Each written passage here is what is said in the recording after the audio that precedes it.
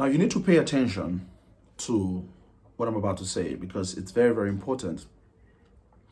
Your pattern, it's something that, with or without your consent, it's programmed to run. With or without your consent, it's programmed to run. Some people started the pattern.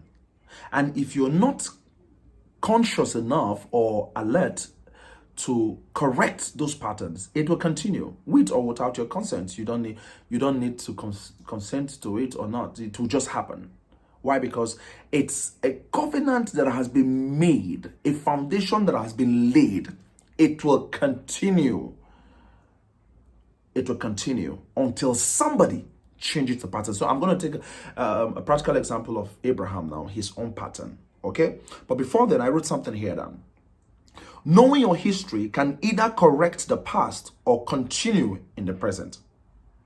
Knowing your history is key. You need to know your history. Ask questions. Ask questions from people who are in your community, from people who are from your clan, from people who, older people in your family. All right? Ask questions. It will help you. It will make life more easier for you. Now, running from your origin is the beginning of your failure in destiny. Running from your origin is the beginning of your failure in destiny. Know your root. Know your root. Know where you're coming from. Know what is applicable in your family. Know the kind of sicknesses that have killed people. Know the kind of life people lived. Know the kind of the pattern at which do they get married on time? Do they not get married on time? Do they get married at all? That if they get married, do they have children early? Whatever it is that you feel is common in your home, in your family, in your root, in your origin, know those things. So you can either allow the pattern to continue or you alter the pattern. Knowing your family tree can help you correct ancient errors. Knowing your family tree can help you correct ancient errors. Now, Abraham had an error that was never corrected until Christ. An error that was never corrected until Christ. Now, let's see the error. Okay? It's called the error of the second born. The error of the second born. You know the story of Abraham. The Lord promised him a son, Isaac. But Sarai encouraged him to go into Hagar because she felt she was getting older and time was going. And Abraham allowed himself to fall to that temptation. And then he took Hagar. And then Hagar had a son, Ishmael. Now, Ishmael became automatically the firstborn of Abraham. Now, that singular act alone had annulled the process and the promise of Yahweh. But out of mercy and grace, Sarai conceived, and then Isaac was born. Now, Isaac is not the firstborn. Isaac is the secondborn. So, for the promise of Yahweh to continue, he had to take the secondborn, which is Isaac. And then Hagar was treated wrongly. Hagar was thrown out. She was treated wrongly. Believe it or not, her son Ishmael is still the son of Abraham and the firstborn of Abraham. So by right, he's supposed to be, as a firstborn, he's supposed to have inheritance in the house of his father. No, but because Abraham has erred and then that error had to be corrected, Ishmael was settled. Ishmael and his mother and his generation was settled for life. Believe it or not, the sons of Ishmael will always be wealthy, rich, and influential as long as this earth remains. But the blessings of the sons of Isaac will have to be spiritual in this earth realm. It has to be spiritual. Now, that is the way the Almighty Yahweh settled them. That's why the Arabs today there's nothing you can do to measure the wealth in the Arab nation. There's no amount of tithe you can pay I'm not trying to mock you, but I'm saying no amount of tithe or offering you can pay or seeds you can give that will make you richer than the sons of Ishmael, the people in the Arabs in the deserts. All right. Now let's not dwell there. Let's continue. Now Isaac started. Now to continue that pattern, he had twin, and then Esau, the Bible said, Esau I hate, Jacob I love. Now, I taught in one of my teachings about that scripture, Esau I hate and Jacob I love. Now, the narrative there is that the firstborn automatically was supposed to take the blessings to continue the pattern. No, but the pattern had to continue with the secondborn, which was Jacob. The blessing, the spiritual blessing, had to continue with the secondborn, just like the spiritual blessing continued with the firstborn, who is Isaac.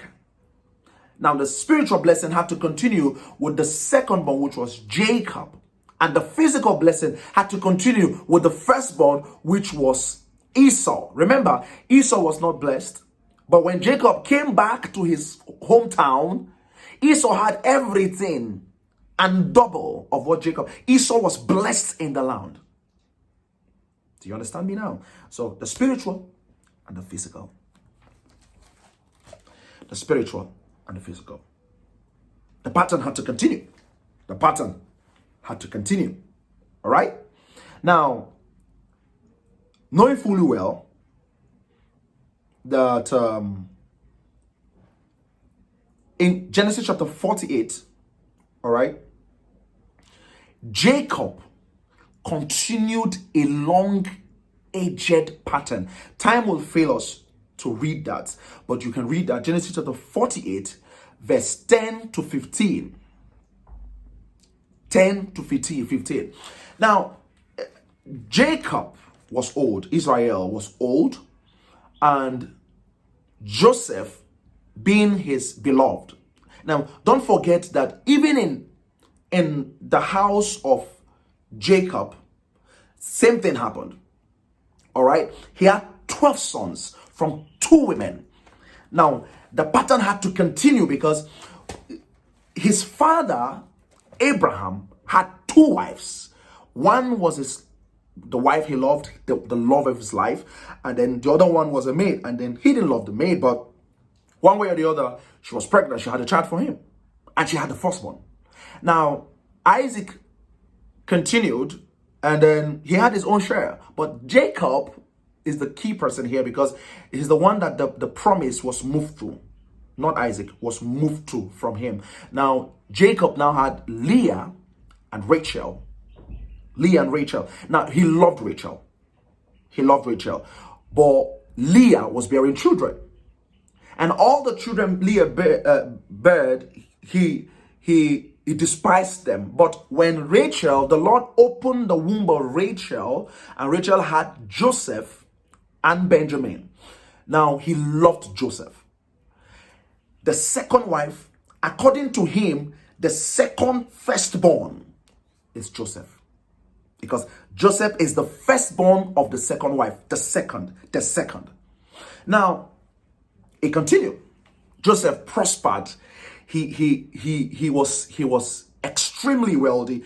He was someone that the whole world reckoned with at that time because the land of Cush was the most civilized in the whole world. Now, I'm driving you somewhere.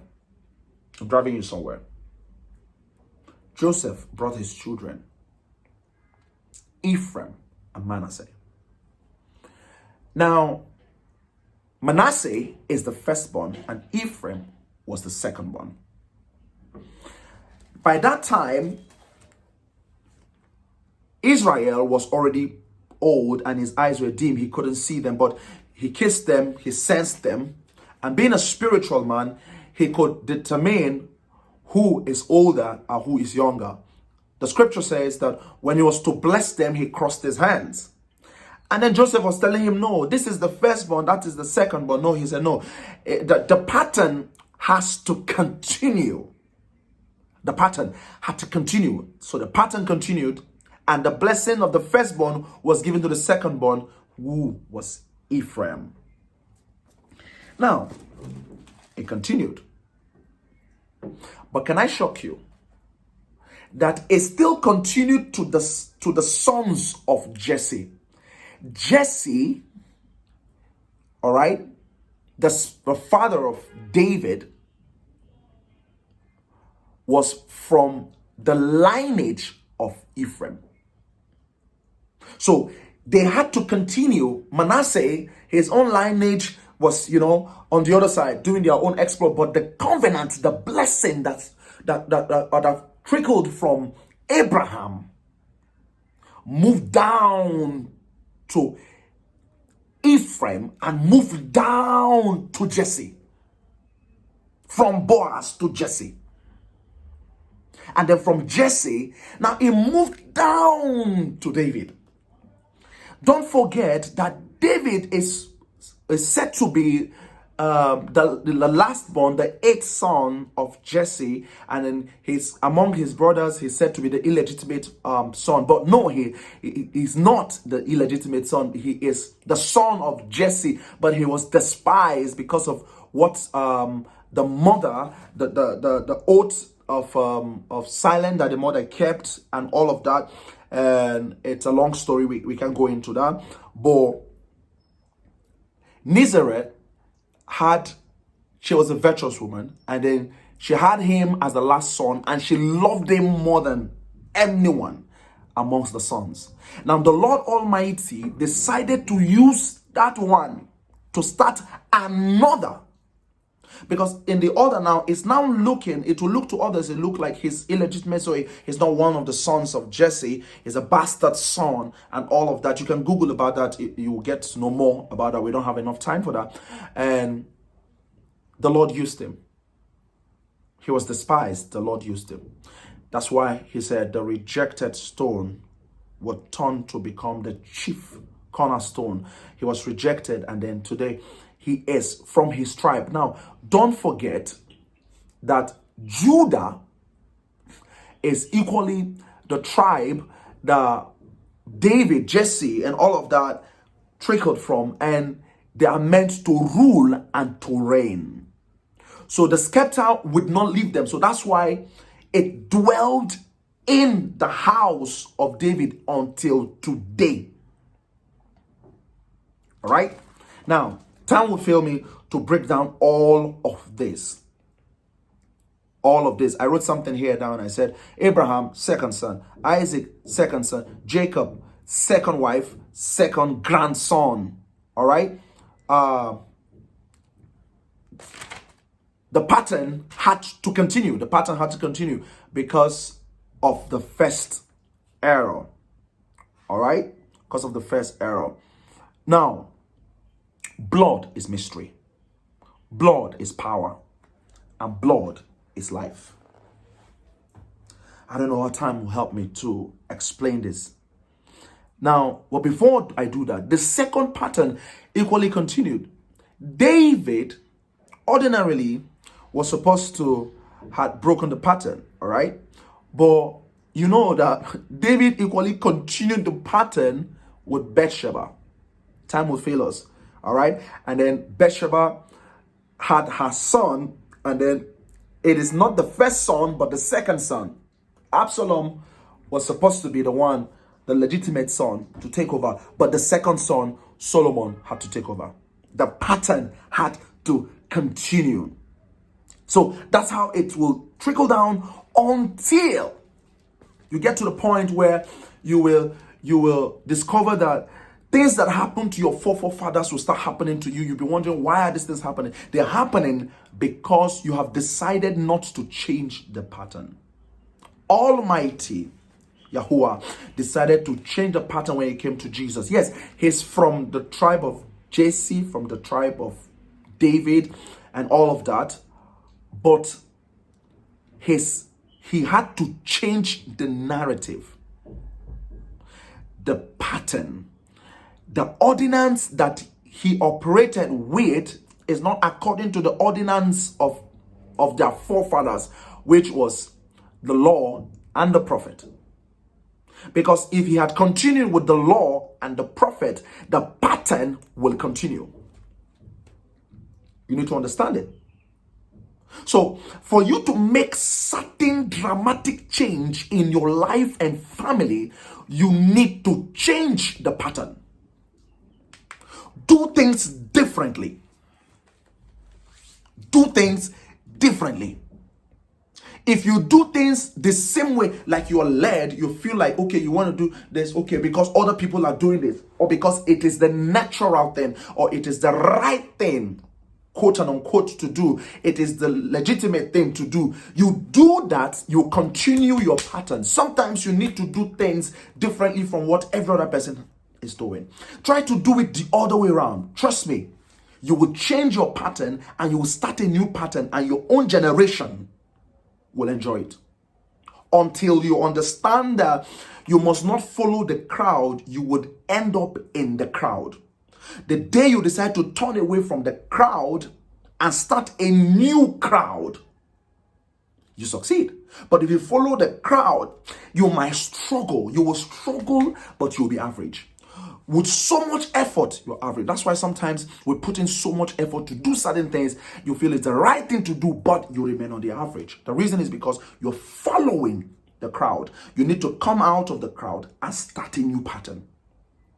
In as much as it will take you, it won't cost you taking another life. It is worth changing the pattern. It doesn't matter what anyone will say. It doesn't matter what anyone in your family, outside your family, in your church, in the ministry, or whatever would say. Provided you are changing the pattern, you are paying a sacrifice for your unborn generation. And your children would live to enjoy the pattern you have started. But if you continue in that same pattern, you maybe you discover that maybe in your family, the male children always marry women who are possessive, always marry women who end up becoming the head and they become under. They marry a wife, they become under. You continue in that pattern, you will do the same.